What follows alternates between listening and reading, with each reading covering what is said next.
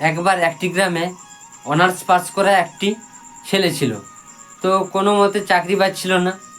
তো হঠাৎই সে ভাবলো যে কোনো একটা কাজ তো করতেই হবে, যথেষ্ট বয়স হয়েছে।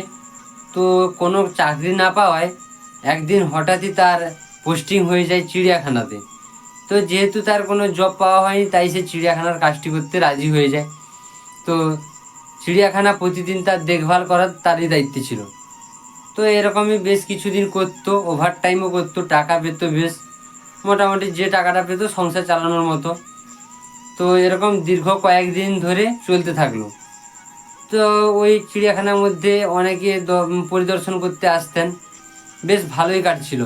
তো হঠাৎই দেখা গেল ওই তিনি যে পোস্টিংয়ের মধ্যে ছিলেন, ওই পোস্টিংয়েরই একটি বাঘ খাঁচার মধ্যে মারা যায়।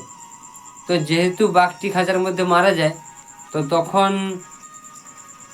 চিড়িয়াখানার মালিকটি বলেন যে তাহলে তোমার আর চাকরি করা হয়ে উঠবে না, তুমি এবারে বাড়ি চলে যাও। কারণ ওই বাঘটির থেকে অনেকটা আয় হতো, দর্শকদের থেকেও বাঘটা দেখে অনেকে আনন্দ পেত।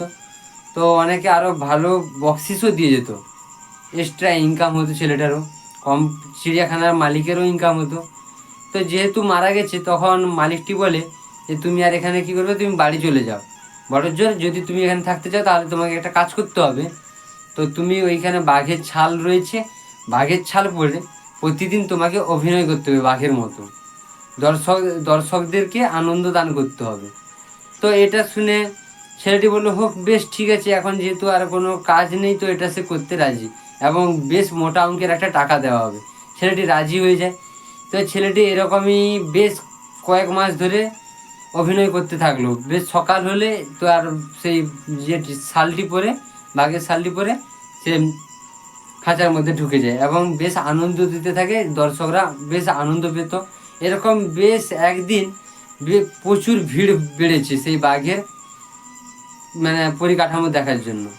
তো সেই দিনই বাঘটি তখন মানে ওই ছেলেটি যে তার পোশাক পরা ছিল, সে একদিনই ওই অভিনয় দেখাতে গিয়ে হঠাৎই ছিটকে পড়ে এবং খাঁচার মধ্যে গিয়ে সাইড হয়ে পড়ে যায়। তো এই ঘটনাটা ঘটার সঙ্গে সঙ্গে ওই পাশে একটি সিংহ ছিল, ওর ঘুম ভেঙে যায় এবং ও উঠে এসে যখন দেখে খাঁচাটি ভেঙে গেছে, তখন এই ছেলেটি ভয়ে আতমাতু হয়ে যাচ্ছে। আসলে সে তো একজন মানে রিয়াল কোনো একদম টাইগার নয় কিংবা বাঘ তো নয়, তো যে সে নিজেকে রক্ষা করবে।